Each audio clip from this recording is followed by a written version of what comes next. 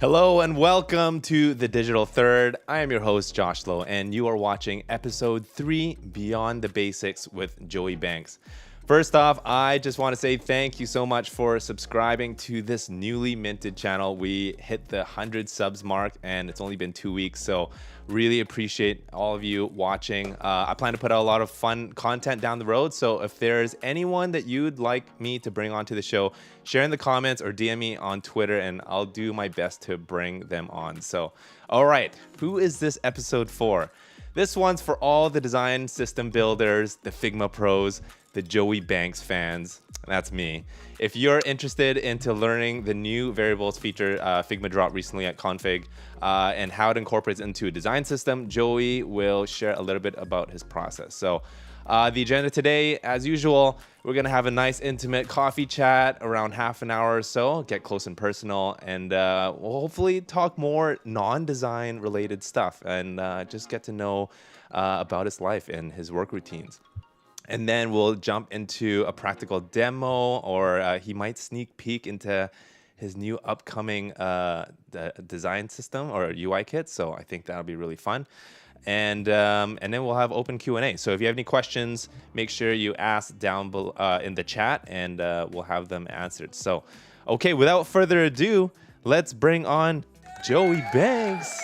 Wow, that's amazing. I had no idea there were so many people here. Yeah, Hey, we have Pixel Geek, Nelson. Good to see ya. Devin Fountain. We got Eric Odom. We have Laura. All right, welcome. Okay, so let's just get started. Let's if you can just introduce yourself. Who are you? Yeah. Where are you from? What do you do for work? For those who haven't heard of you. Wow, I wasn't prepared at all for that. I'm just kidding. Josh, thanks for having me. I'm really glad to be here. So I'm Joey. I'm a product designer specializing in design systems. I'm currently over here at Webflow, working on the design systems team. And yeah, I've been at a few places previously. I was over at a small company, Twitter. It's been in the news recently. Before that, I was over at Figma doing design advocacy. So this tool, working in design systems, working with the community, doing things like this, and just kind of getting to know everyone who's involved means a lot to me. And so I'm glad to have the opportunity to say hi. Awesome. Okay, I want to kick off with a fun question. Sure. If you could be one component in a design system, which component would you be and why? That's a good question. If I could be one component, well, I mean, my first thought is like, oh, it'd be cool to be a button, be the main I think star that's of the the default. show. Yeah. But knowing my personality, like I want to be something that's used like twice, like something that's no one really knows about. It's kind of in the background, but it's like semi-important, but it really doesn't matter. Maybe, I don't know, maybe like a toggle could be fun or okay. like a really fancy like shadow lighted toggle that has had a lot of love put into it. That would be fun. That's a great answer. I love it. I don't think I'll be a button. Okay. I want to also kick off and kind of just give you some of the stage presence here. But I want to share my screen, and I'm just going to share this little video clip for now, and then it'll fill out my questions. So, okay. So companies. This is at Config recently. Such as Apple. You might have heard of them. And they published their first official design kits on the Figma community platform. I also want to give a shout out to Joey Banks. I don't know where you are, Joey. Joey, for years, has built and maintained just immaculate kits, and we just appreciate all the work you've done so much, Joey. Okay. So, what was that like? That was crazy to have a shout out on the main stage by Dylan. Yeah, that was totally unexpected. A really special moment. And funny, I was in like the fourth row, and I didn't know. I was like, should I stand up? Should I wave? Should I just sit here? And I ended up just sitting there. But when he's like, "Where is Joey?" But yeah, that was so special.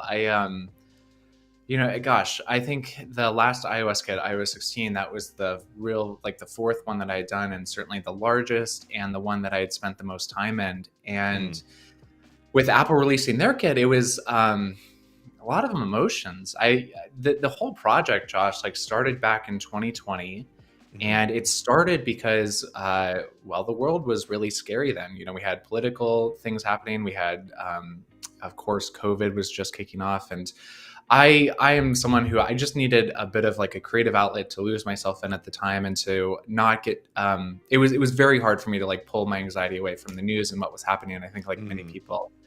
And so I was working in Figma and I was like, gosh, you know what? I'm like taking a lot of screenshots of iOS and I'm taking a lot of screenshots and then tracing over them. Mhm. I wish I knew, the exact like specs for how Apple was designing. And I thought, well, what if I just try to recreate a couple of things, right? Maybe a couple buttons or a few table rows, or perhaps even like the status bar with the notch and the time in Oh it. yeah. Yeah, and I was like, well, this is cool. And I built this little library and I was using it at the time. And then the Figma community was there, and I was like, maybe I'll just publish this out and see. And it was actually pretty scary to publish out because Right. there were Right. so many errors in what I made. Like it was not pixel perfect. And putting something like that out there was just, I want it to be okay, And so Yeah. I think just thinking back to like what Dylan just said on stage, and like even having people know who I am in the very least, and then thinking back to that moment like during the Mm. pandemic that was so scary and uncertain, that moment on stage really meant a lot to me. And it was so fun to work on a project that I think is now duplicated over 700,000 times in total, which is Wow. about 700,000 more than I ever expected. So it's Yeah. really, really special little thing. Yeah. Okay. Okay. So I'm just trying. I have so many questions to follow up Well, with I that. just gave you, I talked so much. So No, no, that was good. And like that was your journey going through, and then now here you are, and I think it's just been amazing. I want to ask about like the mindset of how you started putting together those components, and even yeah, how. So that's one question, a series of questions, and then also like yeah. how you matured, how you changed from someone who didn't even publish and you were just only known by the people in your company to Mhm. then now like 700 or more, like millions of people, really. So maybe I think so. When you're starting in 2020 and putting it together, was that kind of like a therapeutic thing? Like you're just that was just like your happy place, tracing over Yeah, screenshots and it def everything. it definitely was. I certainly lost myself in a good way in that project where it Hmm. was like it gave me a chance to just, not do work or like after work, work on something that felt a little bit separate. But for me, I've always loved that idea of just kind of like tinkering over here and like making that okay and then tinkering over there, and like it was so fun, Josh, to like tinker a lot and just kind of really focus in on the kit and the screenshots and the tracings and learning more about Apple's human interface guidelines and how it all came together to build out this small thing. And like the first kit was really tiny. It had, Mm. gosh, maybe 8 or so components. Variants in Figma weren't a thing at the time, and so everything was like named and structured quite differently. Yeah. We didn't have, like auto layout, I think was like just kicking off Right. maybe. And so like I really wasn't using that to its full extent. It was really just trying to get real assets from the screenshots that I was taking. But I remember it feeling a lot like digital gardening, and that's been a term that is used Oh. by a lot of people who are like in Notion and even in Figma as well. Just a lot of like little maintenance over here, working on things, and then over here you do the same thing, and then you get to like zoom out a little and you get to see what you made, or how it's kind of coming together. And it's like that moment for me was so satisfying and so special, just Mm. because it allowed me to see that like a lot of different pieces were coming together. There was a Yes. quote that a friend sent me yesterday from Rick Rubin, and it was zoom in and obsess, zoom out and observe. We get to choose. And I thought that Love was kind it. of interesting and like timely to how I was thinking about these like kits, if that makes sense. Yes, yes, I love it. Like you're always having the macro perspective, but then you can always dive down, dive in deep, and just fiddle around. Yeah. Digital gardening, that's the term. I love that. That's I what I never heard heard. that. Yeah, it's certainly not one I coined, but it was one that really made sense to me.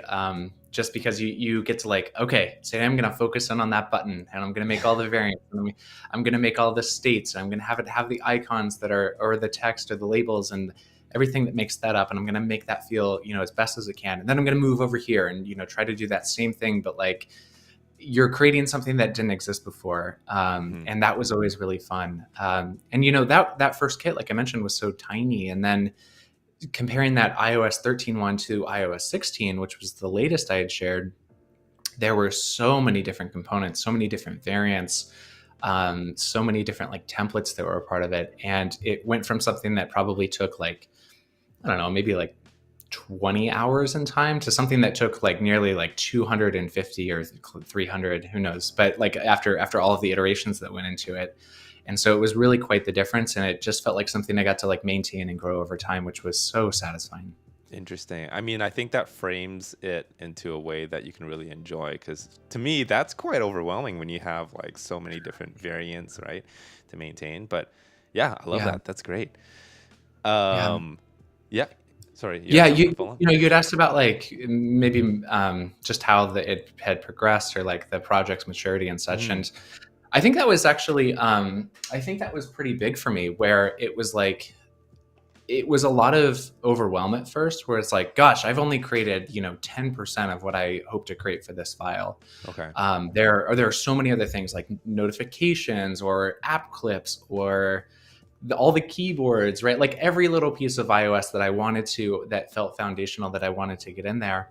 But I think that sort of mentality that I was trying to build up over time of like, it's okay, that's going to come soon. Just focus on this one area, try to get it as good as you can get it, then move on to the next, and then repeat that. Like for me, it's just, my brain loves to work in that way, where it's kind of isolate the problem, focus in on it, go deep, come out, move on to the next, and repeat. And I think it taught me a lot about myself, like what I enjoy. It gave me a really just amazing opportunity that I'm so grateful for, to meet a lot of people through it, to give back like to this community that I feel has given so much to me. And I just can't believe that so many people used something I made.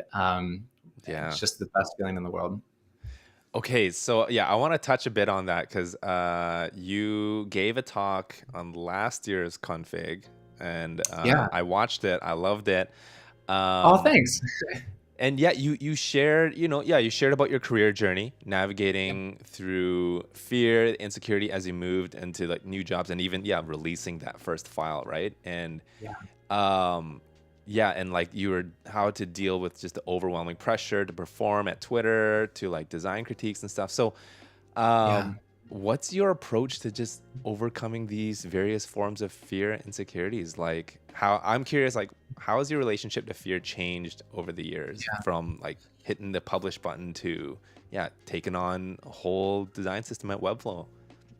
I think honestly, it's the exact same. Like I still have that same fear every single time, whether it's publishing a new newsletter or a new community file, or frankly, even like a new post on Threads or Twitter. Like it's scary to like put yourself out there, because it takes just a second for all of the thoughts of, is anyone going to use this? Or what happens if I made this whole thing, but I got that one thing wrong? Like someone might notice that and comment, and is that going to take out all the like steam I had on this project?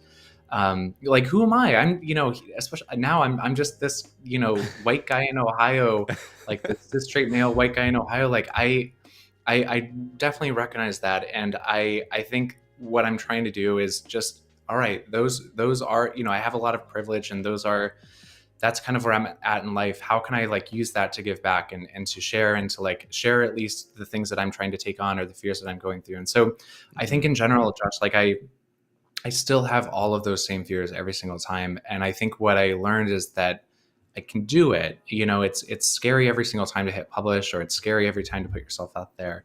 And like even coming, on here today, like talking for an hour with you, like, we're friends, we're just chatting, but it's like, it's putting yourself out there. And I think it takes, it's like everything. It takes a little bit of practice and a little bit of, continuous trying to know that you can do it, and then to just keep working on it. So as easy as it might look externally, like I struggle a lot with it, and I think a lot of people do. Yeah, I mean it's a scary thing to be seen and judged by so many people, right? When you put yourself out there or put your work out there. But like what you've done, like you just got to do it, and the rewards and benefits are like possible. It's all out there, and you won't know until you Yeah. do it. So Yeah, yeah. absolutely. Like you might, every day I'm astounded at like, one, just like who was able to use this and make their work better. In design systems like that, if for anyone interested in design systems or in it already, I think one of the coolest things about it is you get to work for like the designer and the engineer next to you. You're building these things in Figma that you want them to be able to use and to be able to borrow and use in their designs as easily as possible. And in that way, like you're trying, or at least my perspective is like, I'm trying to make the best thing that it can be so that you can use it and you can feel really good about how it sits in your design when it comes time to presenting or shipping, and knowing that someone else is either going to see and critique or see and use. And that's what really motivates me a lot. And with the iOS kits in general, that was kind of my goal. It was like, it it never feels good to like have a screenshot and draw a box on top and put your design there, right? It feels that it just feels incomplete. And so what I wanted to do was find a way to create something that feels really polished for anyone else to use and have that kind of sit in the background of their design and let their design and their work be on top of just the core assets of iOS. And so, yeah, for that reason, it was really, really rewarding. Awesome. Okay, I have a question by Devin that he posted. Yeah. It's a little spicy one. If designing systems is your antidote to anxiety and idleness, what is the poison you're fighting? Oh, that's interesting. I don't know, Devin, if I have a good answer to that. I think it's a number of things all the time, and it changes on the day, right? Like some days that poison, the thing that's causing the anxiety is just the news and like seeing what's happening in the world of, um, human rights or climate change or all of the things that we're all going through that are beginning to affect our lives more and more, regardless of where we're positioned. I think it's sometimes just I'm getting older and like I want to continue to be okay at this craft and I want to learn more and like I don't want to give up on learning or trying new things. So I'm trying to push myself in that way. I think other times it's wanting to just continue to put things out there to help others and like do what I love and not have the fear of the anxiety of hitting the publish button be so high that day. I think it totally changes. Sometimes it's like the kitchen sink starts leaking and like you know what I mean? Like it's all these things that just kind of add up. And I find that like all of those stressors and thoughts that can be pretty intrusive and really weigh me down. Like I'm able to, when I'm in Figma and designing these things, or when I'm just working on the thing that I love so much, like I'm able to set those aside for a brief moment. And I think that's the thing that I always enjoy the most. And I feel so privileged about that, right? Like I'm someone who really enjoys my job and I love working in design systems. And that is the best thing I think, where it's like the work that you do helps others and you enjoy it. And I feel so lucky to have that in my life at such a, the age of 30. Yeah, wow. Amazing. Okay, so you do all that full-time work. You also do other consulting on the side, and that's Yeah. baseline design. Is that right? Yeah. I started, for those who don't know, I used to work at Figma a long time ago, and I was doing a lot of training and helping others just get into the tool and feel comfortable with it and show them around like all of the cool things that we know Figma can do and what it can be. Mm-hmm. And then I started this little company of mine back in 2021. It's just a way to continue to help people and teach and like dive into this field of sharing what I think is so special about the tool, and not just the tool for the tool's sake, but the tool for the things you can make in it and how you can collaborate with others. And yeah, I've just been doing that. I've been investing in a course for Figma that's approaching 250 students, which is about 248 more students than I ever expected, which just is absolutely unreal to me. And so it's been a lot of fun to really help others and begin to teach and help level up teams, to balance everyone out and to with all of these features that are coming out with Figma, it can often feel pretty complex.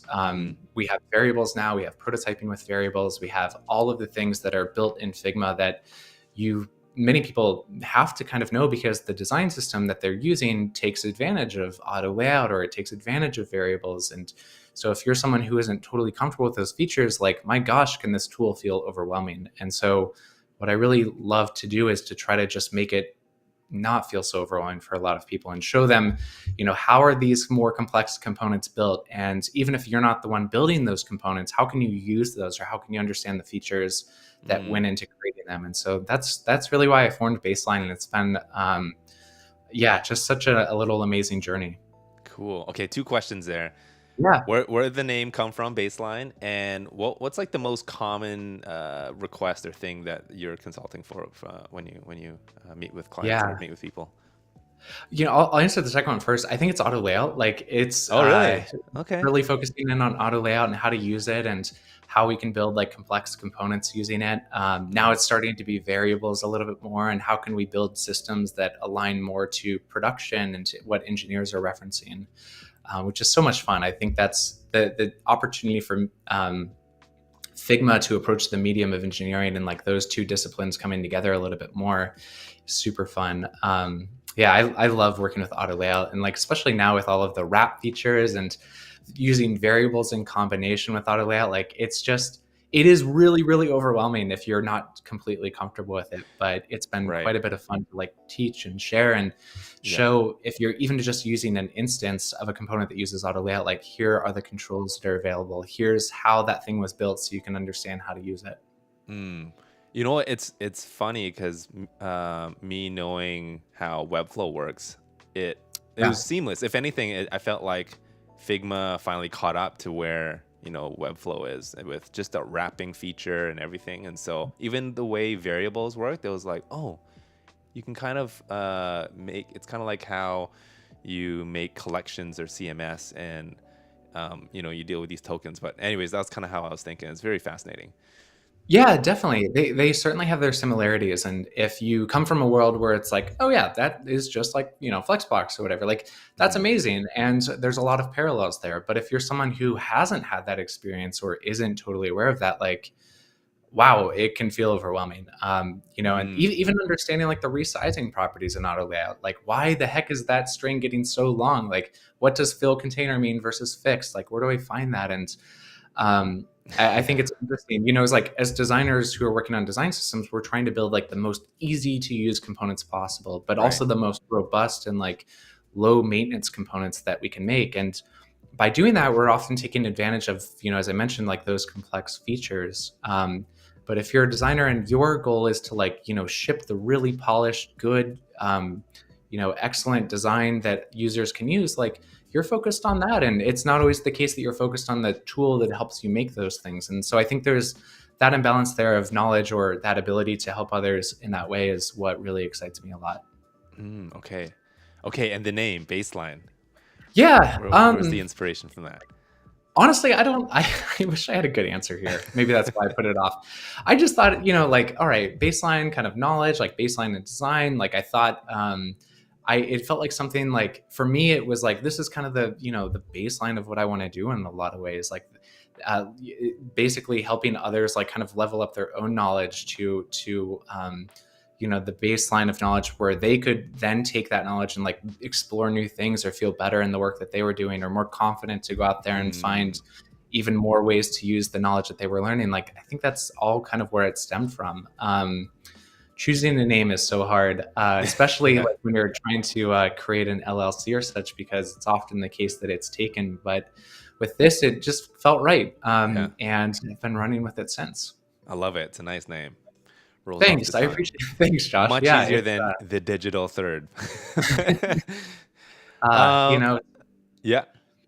It's hard. And I think what's really important is just like the why behind it all, and the name kind of comes secondary. But I love what you're doing. And like, can I ask you, like, how's it all going so far, the digital third? I mean, you've invested so much into this, and it's awesome that people are like tuning in and you're building this thing. Like, what has it been like for you, speaking of kind of building things and creating something new? Yeah, I love it. I love you're switching the tables here. You asked the question. The world needs to know about Josh. Yeah, so I mean, this was just an idea, and like you shared before, like it was just me putting it out, and I just want to see if it's stuck. And so, the digital third, I haven't even shared this like publicly, but like the name itself, it's there's three meanings. It's creating a third space, which Hmm. kind of comes from the Starbucks coins themselves, like a third space, and that's where community happens. Yeah. And then I want to create like a third place mentality because it's kind of like my solution to the hustle culture, which, Mhm. everyone wants to be first place, and it takes a lot of sacrifice to be there, and no one wants to be second place because you're that shy from being first. But to be third is kind of just you're just grateful to be there.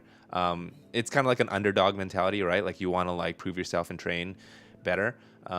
So yeah, and then the third meaning is creating a third culture, and it's just to create a space where people can belong. Like it's for people who may not belong in one culture or another, but this is like a in between place. So that's where the name comes from. And really, yeah, I just felt like that was kind of the gap I saw and I needed to fill. And I guess we can transition. And like Yeah. part of that is the design gym. And so that the stuff that I experimented with the Realm Design League, that was just the tip of the iceberg idea of like combining entertainment and education and design and making it in a way that it's fun. And so anyways, the digital third is a brand of play. I feel like I'm super pluggy right now. But No, so I yeah, mean, that's it's interesting to hear about it, right? Like how these things yeah. came to be and what you're passionate about. And someone like who gets to be a part of, this interview, I'm excited to hear. Yeah, no, I appreciate you asking. Of So it's course. been a wild ride. We launched, yeah, basically almost 2 weeks ago, and it's been fun. But now I'm just learning all the other levers I have to pull to run a business and our community. But Yep. yeah, I'm enjoying it. Okay, but Well, I congrats. want to ask before, Yeah. like, we actually have been, it's obviously a passion of yours, design system, because I wanted to get more into like the personal side and like your Yeah. own workspace. But so you were saying that it's funny, yeah, before we jumped on the call or went live, you were doing Yeah. some renovations in your kitchen. And I had a question set up. So, how much of the design systems principles do you apply to your personal life? Like, do you label every jar in your pantry the same way you name components?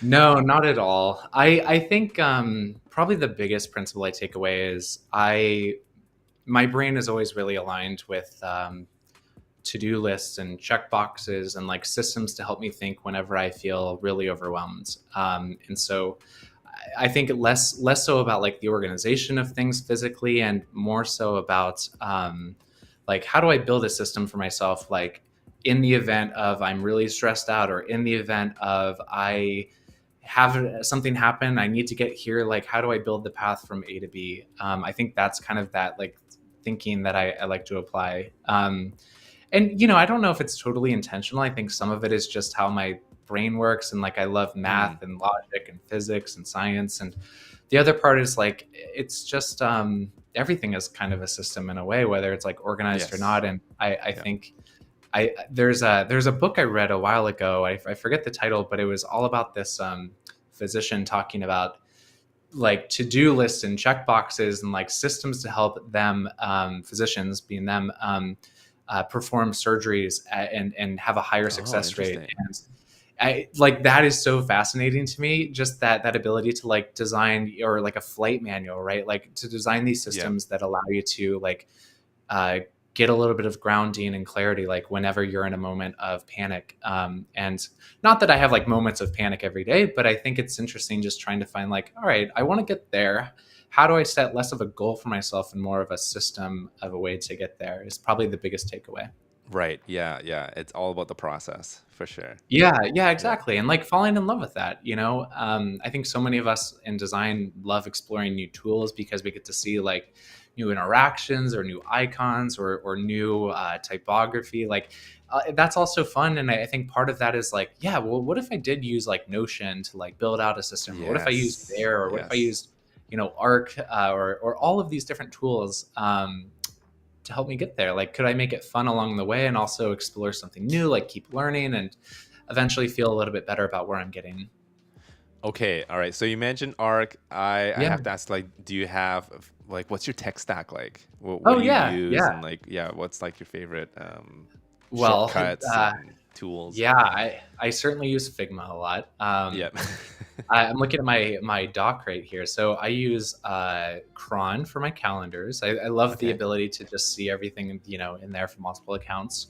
I use Notion for a lot of different things around whether it's like structured data that I need to like kind of build a bit of a database for, whether Okay. it's Yep. maybe a packing list that I need to organize, or perhaps it's expenses for taxes, like that sort of thing is all in Notion for me. Nice. Um, I've been using Obsidian more of just like quick notes. That way I can kind of reference back and forth. And Okay. Obsidian's like, it's pretty amazing. I think I'm just struggling to like really adopt it in the same way. But the Is difference that a between like Notion and Obsidian for me was yeah? Notion, you kind of had to create a place first for the note to go, whereas like Okay. Obsidian, it's all about creating the note and then organizing it later, which is interesting. Okay. Interesting. Yeah, I've heard Obsidian popping up a lot more in my Yeah, circle. That's it's a well designed tool. It's certainly has some growing pains, but it's been fun to use. Been okay. using Arc all the time. Like, I love Yeah. that frameless browser in so many ways, and just seeing the content there. Yeah. Um, Figma is the daily design tool. Mm-hmm. One tool I've been getting really into, and this has actually been just helpful for me, is as I try to think of new ideas, or just come back to inspiration, is it's for Mac. I think there's a Windows version as well. It's called Eagle, and it's this ability to create essentially like a local Pinterest, so to speak, or like a local like database of just Okay. images, and you can very easily save images, and organize them and categorize them and tag them. And it's very much meant for like a design assets kind of manager, but I've been using it, and I know others do, of Eagle. this way of like building out this collection of inspiration. Or one thing I've done in the past is like, I think I've got almost every Apple PR image saved to a library. And I was like, well, what if I just organized those in Eagle so I could see like the images from the iPhone 4 launch? Yeah, this is the tool. Okay. It is so Oh, amazing, interesting. and just has helped quite a bit with the organization of ideas, or inspiration out there, or images that I often come back to. You can tag it and you can search it. You can search by color. Like, so many things are included in this tool. And yeah, Love I it. first found out about it, I think, from Gavin Nelson, over at GitHub, who works on a number of amazing icons. And I was like, gosh, I think I want to get into that. So I'd recommend it. Oh, interesting. Have you heard of My Mind? Yeah, I have. I It haven't sounds kind of used it. similar, but It's maybe it's that one's exactly more that. It's open-ended. like Yeah. taking something, putting it in somewhere else to organize and store later and come back to. It's same exact concept. Have you heard of the concept second brain, I believe? And that's Oh like, yeah. yeah, I forgot who coined that, but it was like from the Notion circle. I love that. Yeah. Just taking all like your thoughts and just putting it in an Yeah. external database. Yeah. Yeah, I think that comes back to that idea of like systems, right? Where Mm-hmm. it's saying second brain sometimes sounds like really abstract and like, oh, I don't know how to relate to that. But it's kind of just inventing systems for yourself of like, yeah, any notes I have with a friend who I'm talking with that I want to come back to later, like, maybe I write it down first and then I put it over in this tool. Or with Eagle, it's like anything that really catches my eye throughout the day that I want to come back to later on, like the Eagle is the place for it. And my wife and I have been using it for, as we reluctantly, I think, get into this kitchen remodel that arrived much sooner than we were hoping, for plumbing reasons. We're starting to use Eagle to collect like a cabinet inspiration Okay. together, Nice. that sort of thing. So it's been fun to try out. Yeah. I love just using these tech tools for personal uses. Like for me, I just use Notion for everything. I'm a huge Notion fan. Yeah, me too. It's a fun system to get in because it lets you like kind of design how you want to store these things, right, and come back to them. Mm-hmm. Okay, so what else? I want to find out more like your personal Yeah. stuff. So, okay, describe this is your office, like your work and home environment.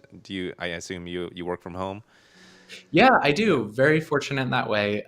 This is in a house my wife and I moved into last year, and so we're still trying to like figure how everything is situated.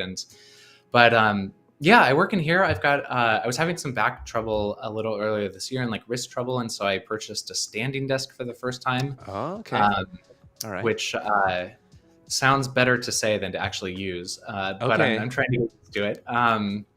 And yeah, it's been. I mean, like I used to live in San Francisco and I was commuting for 3.5 hours a day at times, and to be Whoa. able to yeah, Nuts. to be able to like wake up and come down here and Yeah. or hang out with my wife and dog before work, like that is just everything. And so I'm very grateful to have this room in the house where I get to like work from and be situated in. Okay, so walk me through like your typical day. Is there like is it like you being a very systematic person? I assume it's kind Yeah. of like clockwork. Yeah. Yeah, I try to work out in the morning, whether it's like going for a walk or hopping on Okay, the bike or lifting, just trying to get some of that like energy out. I usually get up around like 6:30 in the morning. nice. I Okay, used to get up at 4:30, like back in my 20s, which nice. was a lot Okay, of fun, but I don't think I can do that now. yeah. So I'll try to I get that in the morning. Yeah, I joined the 5 a.m. club, but that's out of necessity because that's like 5 to 7 yeah, for me is like my personal time, and that's all I yep. have. So, I totally get yeah. that. I mean, if I had if we had kids, like I'm sure that would be a must for Hmm. so many reasons. But yeah, So I'll get up 6:30. and Okay. So you do your 6:30. Yeah, workout. Hmm. yep. I get a workout in, like go for a walk, grab coffee with my wife. Like there's a awesome nonprofit coffee gallery down here that we'll go to, or coffee shop that we'll go to down here, and Nice. we finally have like a barista we know, and like it's a lot of Cool. fun. And then I'll usually like hop on and get a few, just like admin things out of the way, whether it's like appointments for myself or Okay. Interesting. emails or paying some bills, like eight to nine or so. Then yeah, hop on over at Webflow, get to work on all the things we're doing over there throughout the day, and then I'll usually do like baseline meetings in the evening.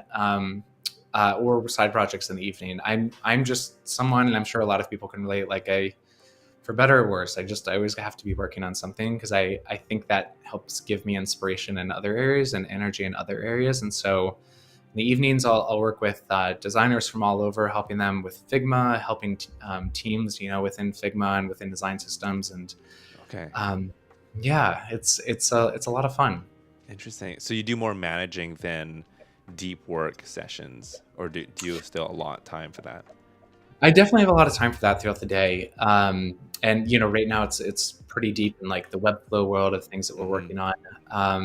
But even in like the evenings, like when I was working on the iOS kit, I would usually work on it from gosh, and I have a very patient partner who like we made this all work because it was just important at the time. Like I'd usually work on the iOS kit from 8 p.m. or so to like 10 or 11, just a Oh couple like wow. deep hours of work there. Okay. And my favorite like way to recharge is just a podcast on, like jamming away in Figma. And Oh cool.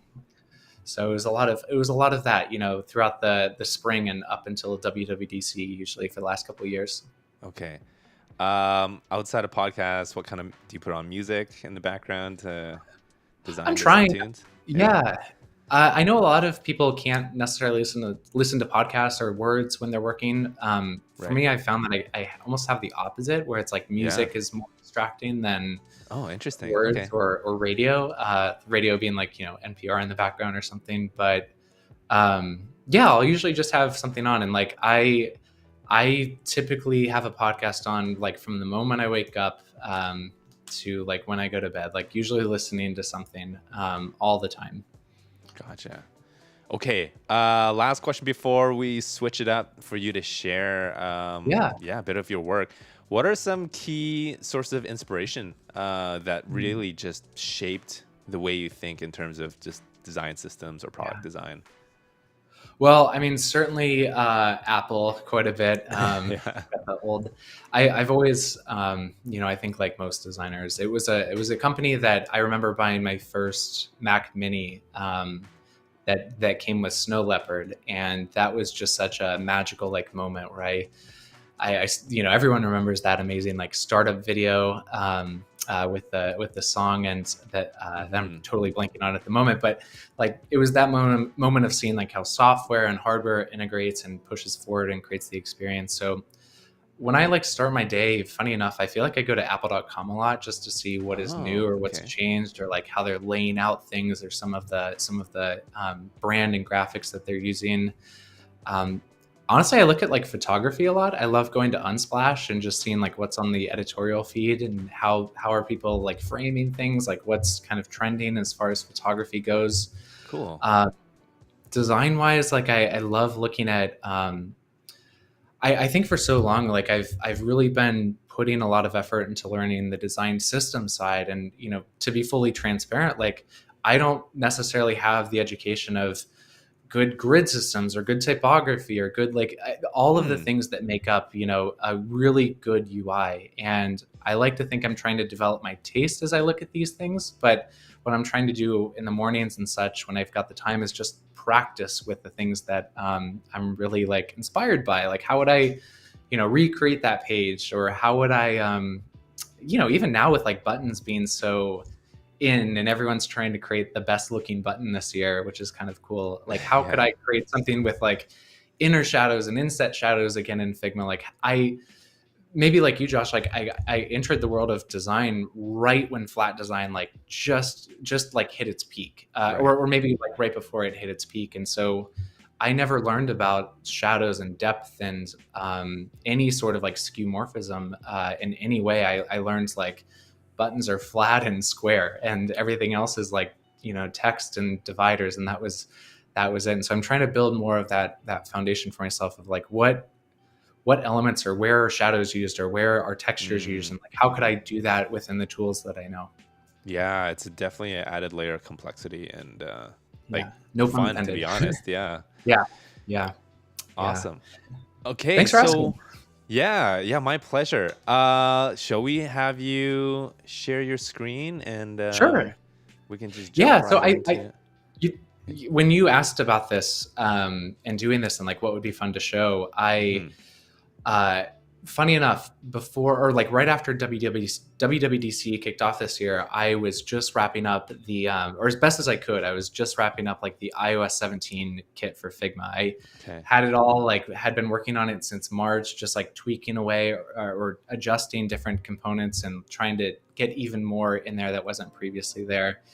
And then iOS 17 was previewed, and I was rushing and rushing to try to get that in, and all of the new bits of contact cards and everything that was included in the new version. And so I built this in Figma. I never released it because a few days later Apple shared theirs, and I didn't want to like steal the stage, and it felt kind of okay to maybe just take a brief break from this sort of thing after so many years. But I would be happy to sort of share what I had made. Like I had built it all with variables, Yeah. with new auto layout settings. And so it was all kind of there, and I put a pause on it. But I'm thinking more about how to get back into like sharing with the community. And I'm trying to think about maybe not sharing a whole file for iOS 17, but how could I share different ideas for different, like more fully built components that could use Right. prototyping and very right. And so Hmm. that's kind of where my brain is at in the next couple of weeks. That's the But I'll whole share with new you what I world that Figma it just released to everyone. yeah. So, yeah. There's so much new. Everything we've talked about, but yeah, there was a lot there. So I'll share my screen and we can kind Okay. of walk through some of these things. Before we dive into it, I'm gonna wrap up for this audio segment at the time. For those listening on the podcast, thank you for listening. And if you want to actually watch what Joey is talking about, jump into the YouTube channel. Okay, here we go. Awesome. Well, thanks for having me. I'm excited to kind of share this. So inside, things look very similar to what they did in perhaps the iOS 16 UI kit. The only difference, though, is that everything in here is using light mode. There's no real trace of a dark theme component. And the reason for that is because of variables. And so as a pretty cool demo, I think, we have the ability now in Figma to change what we call modes. And these are themes usually. These are things like light or dark mode or different device size. And so if I zoom out here, we can go to the top right of this Figma file here. And within the page section, there's the ability to change the mode that we're in. Mm-hmm. And if I click this, I have the option to go down to color here, and I can choose between the different modes that I have. And so very easily, I could switch everything from light theme to dark theme. And you can kind of see it like, right? It's so cool to like actually see this take place. And now everything inside is built with a dark theme in mind. Right. Just as easily, we could switch this back to light and everything inside updates pretty quickly. So building this file really taught me a lot about how to use variables. It taught me a lot about how when we use variables in Figma, we have to really like ensure as designers that we're aligning with engineering, or we're making sure that there's always a variable support or a token for support for the other theme. Mm-hmm. If I had switched this to dark theme, but there wasn't a value that was in use there, it might not switch appropriately. And so quite a bit of work within this. Right, here we go. This is so I'll and disclaimer here, I have absolutely no idea, what I'm really doing, but it was fun to build this. And I think the thing about variables that's interesting is like there is no right or wrong way to name these variables, just like there's no real right or wrong way to like build a component. And for me, I was trying to think about maybe not so much like aligning these things directly to engineering, but thinking like logically, how would I want to name and organize this? And so what I did was I built a color collection here, and the magic of collections is that they allow you to have different modes inside. Mm-hmm. And so with this color collection, I've got all of the core values in here with the themes for light, dark, accessible light, and accessible dark in here. Okay. And then throughout like all of the variables in here, they are often referencing some of those more semantic or base colors. Now, many of these, and this is something that was certainly a bit of a struggle within the kit, is there are just a lot of different colors used throughout iOS. And I was struggling a bit of knowing like when to reference or alias different variables versus when to just have, the core value be a part of the core variable, let's say. But yeah, there's quite a bit here. I chose to basically build things out by grouping. And so that's the idea of putting a slash here and basically creating like folder structures for these variables. Okay.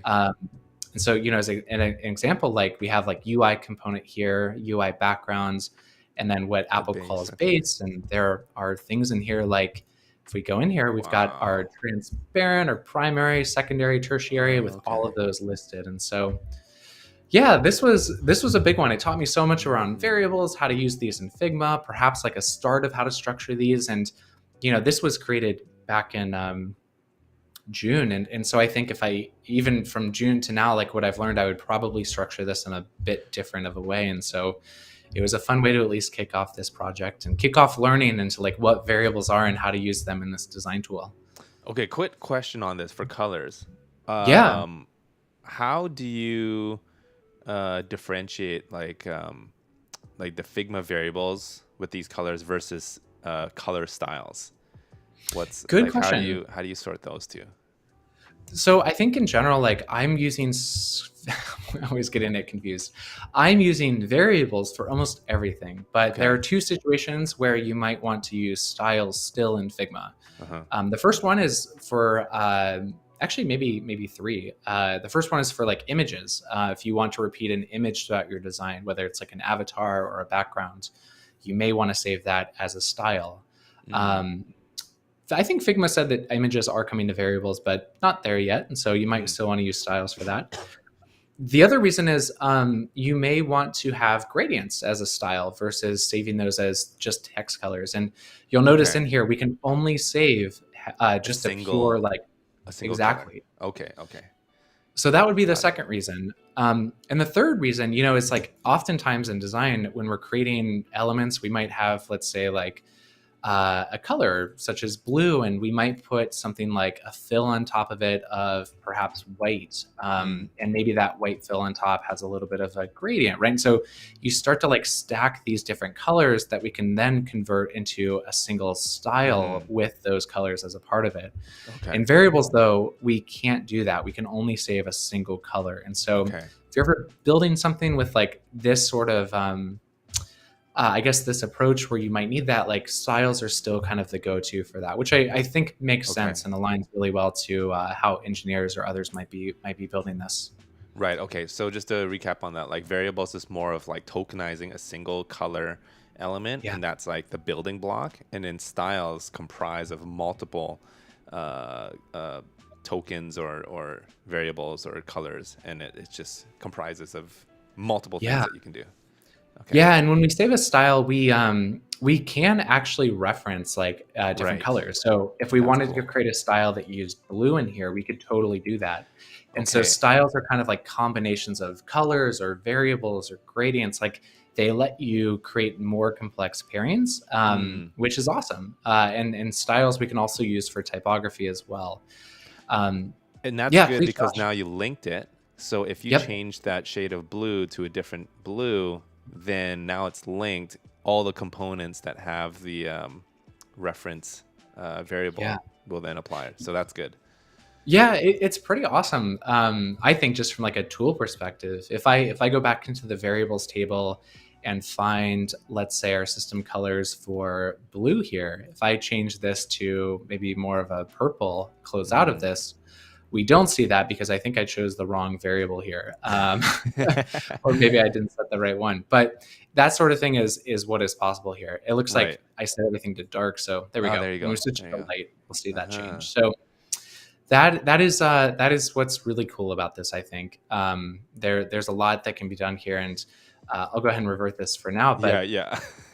just to not break the whole thing. But Yeah. what's also really great is like we can create 4 different variables now. Whether it's a color or a number, a string. If you're doing any sort of, let's say, localization between languages, Mhm. or even like a Boolean variable, whether it's like true or false or visible or hidden. All of that is possible in here. And Mhm. I was starting to use more of those in this file when I was creating some more complex. Okay. Looks like that didn't update here. When I was using some more complex components. So I'll go ahead and refresh this here. It should Yeah. update. Okay, there you go. Nice. Phew, I thought we changed that. So, in this example, like I've got a template here for the message thread, and it's at 393 by 852, which is the Uh-huh. size of the iPhone 14. And so if I click into the layer section here and click on the mode Yes. switcher, I can see Okay. that size there, right? Yeah. And That's the default. yeah, exactly. And the defaults, all they do, which is pretty cool, is if we go into our variable collection and we go into sizing, Mhm. they just match up to the first column Oh, that's there, okay. right? And Okay. so here I've got a width and a height variable. They match up here. We could switch Mhm. that to iPhone 14 or SE. Nice. And for the world's most non-dramatic change here, maybe we can switch this from iPhone 14 to iPhone 14 Boom. Pro to iPhone Wow. 14. Amazing. I know.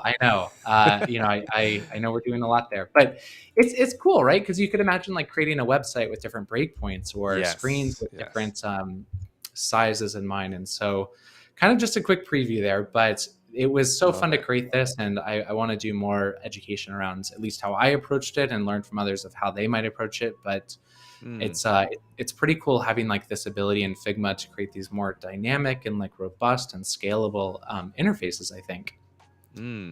Awesome. Thank you so much. Yeah, of course. Thanks people- for letting me share. Yeah. Fantastic. All right. We are wrapping up to our hour. Wow. Time flew by really quick.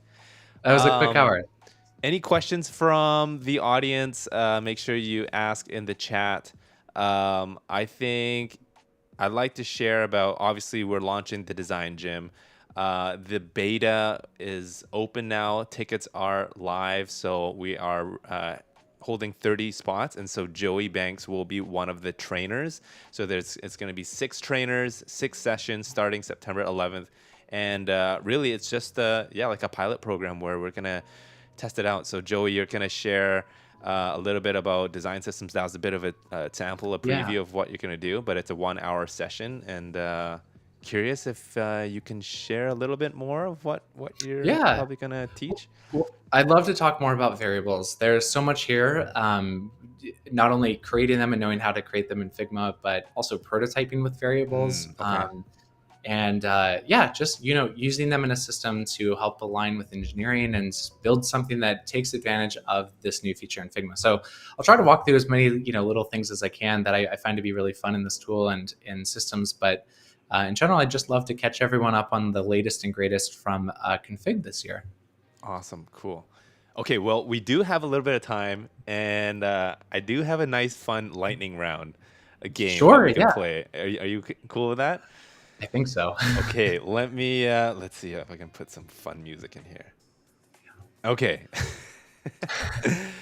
All right, we got 10 questions, and you just answer as fast as you can. So, all right, are you ready? Yeah, let's Beach vacation or mountain getaway? Ooh, beach. Okay. Pineapple or pepperoni pizza? Careful. Pineapple. Pineapple. Okay. It's a divisive question.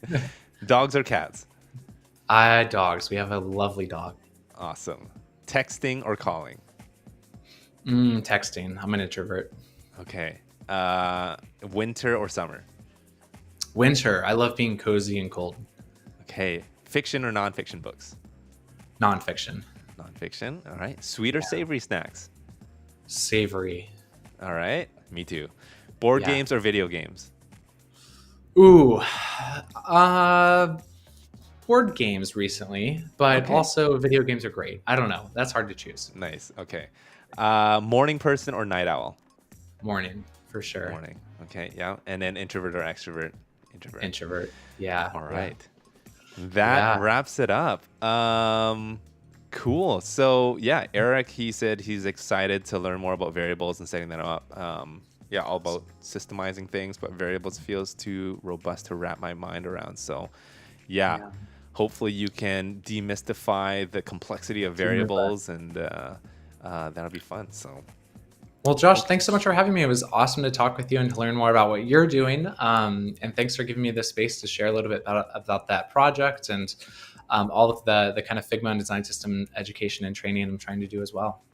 Yeah, really excited. And with what you're doing with Baseline and educating everyone on that. So any final words or share on what you'll be up to down the road? I'll share more for sure as I go, but for anyone who's putting things out there or thinking about it, just give it a try. It only takes like one publish button or one person to use it and say thanks to find a lot of value in what you're doing. And so as best as you can, try to hit the publish button, try to put things out there. And I promise it's less scary than it seems.